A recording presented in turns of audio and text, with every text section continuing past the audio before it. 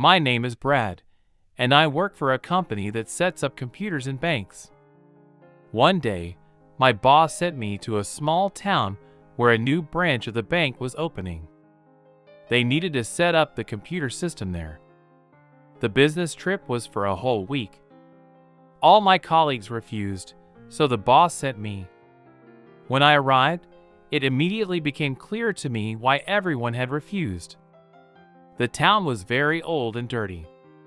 The only entertainment options were bars, which visitors were better off not entering. There were rude people everywhere.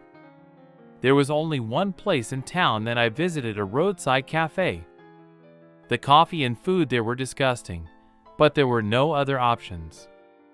I stood out among the locals, constantly catching curious glances from the townsfolk.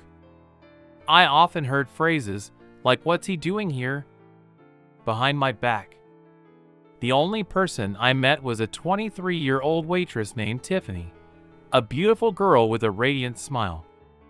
We started talking, and one day she asked me to give her a ride home.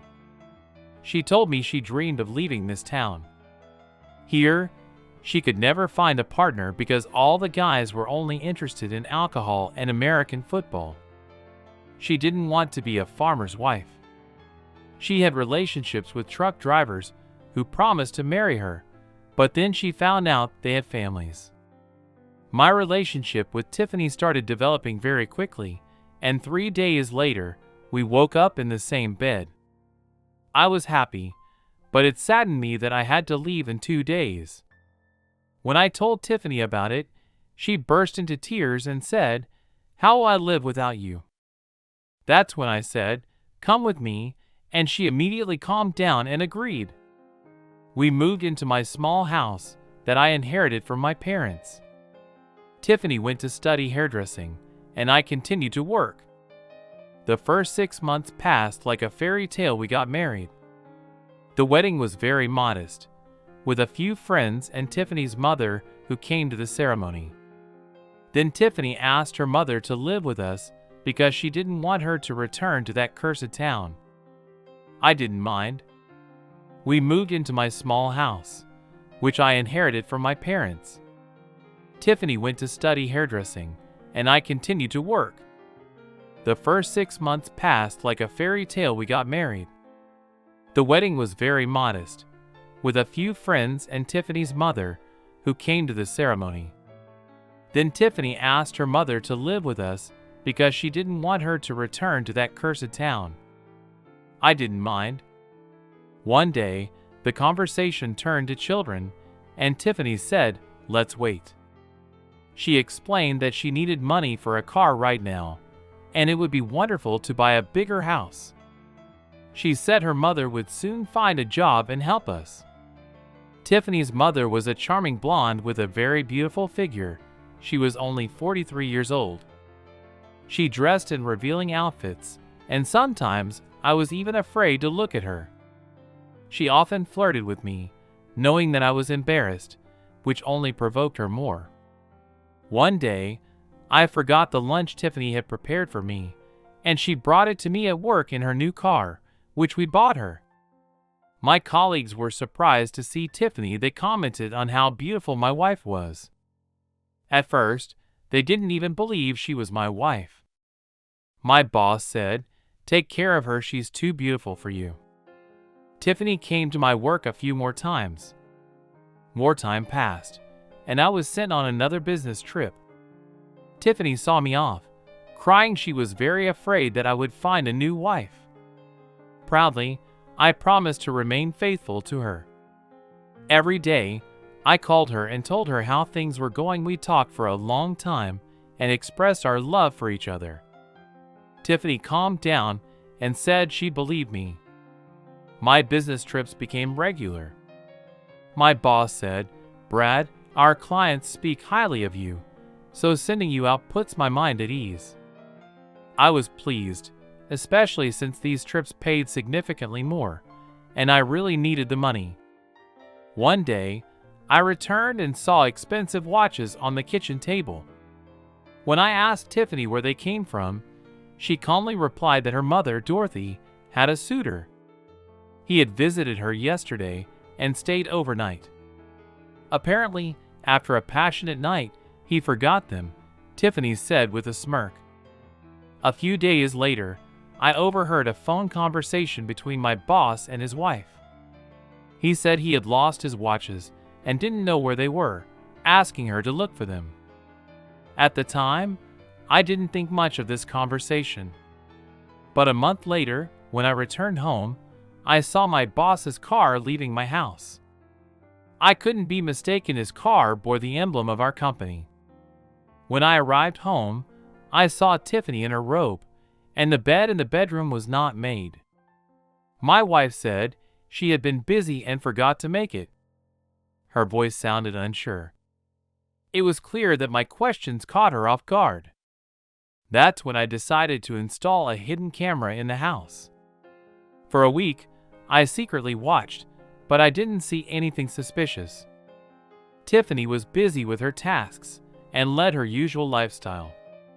But soon, I was sent on another business trip. As soon as I arrived, I turned on the camera. And to my surprise, I saw my boss. The first thought that came to my mind was that he had come to see my mother-in-law. But soon I realized he had come to see Tiffany. They were talking in the kitchen, and Tiffany said, "Justin, I think Brad is starting to suspect something." Justin, my boss, calmly replied, "Tiffany, your husband is so stupid that he's incapable of anything. I keep him around only because of you. If it weren't for you, I would have fired him long ago." Tiffany laughed and said she completely agreed. Those words hurt me deeply, and I went home. On the way, I imagined bursting into the house and confronting Justin like a lion attacking a turtle. When I arrived home, fear gripped me. I couldn't move. Justin was bigger than me and could easily overpower me. I waited until my boss left, then returned home. Tiffany was calm. She asked why I returned early. I replied that I forgot my driver's license and tools for work. Then she offered me something to eat. All this time, I watched her. She remained calm and confident. That's when I realized what a talented actress she was. I decided I would seek revenge on her, like a real man. The next day, I went to my boss's house. I waited until he left, then knocked on his door. His wife answered. I introduced myself and said I had some very interesting information. She invited me in. When we were in the kitchen, she offered me coffee, and I began my story. After listening attentively, Penelope said, "Why are you telling me all this? What are you suggesting?" I said, "Let's get back at them the same way they do it." Penelope almost fell over laughing, and I blushed. When she calmed down, she said, "I know my husband cheats on me with various women of low moral character. But he always comes back to me. I will definitely get back at him, but not with someone as pathetic as you. Now get out of my house." As a parting shot, she said, "I understand why your wife cheats on you, and I don't blame her." Coming home, I told Tiffany that I know the whole truth. She calmly told me that she wanted to tell me everything herself. "Brad, I'm tired of living with such a loser like you. You're not capable of anything. I'm leaving you." Justin offered me a job at his office and promised a good salary. Now I'll be able to support myself. But you, probably, will have to look for a new job. Just as Tiffany said, everything happened exactly like that. She went to work for Justin, and I was simply fired. This turn of events was a shock to me. For a whole week, I was in shock and couldn't get out of bed or say a word. All day long, I just remained silent. Fortunately, my former mother-in-law, Dorothy, came to my rescue. She began to take care of me. She said that life goes on, and you can't stop. She invited me for a walk in the park. Before long, I realized my feelings and understood that I liked my mother-in-law. Previously, I restrained myself because I was in a relationship with Tiffany, but now I'm free, and she's no longer my mother-in-law. We fell in love, and soon after divorcing Tiffany, we got married. I'm happy that everything turned out this way. I don't know where Tiffany is now. Justin kicked her out after a month. It wasn't his decision, but his wife's condition. Tiffany moved to another state and occasionally calls her mother, who is now my wife.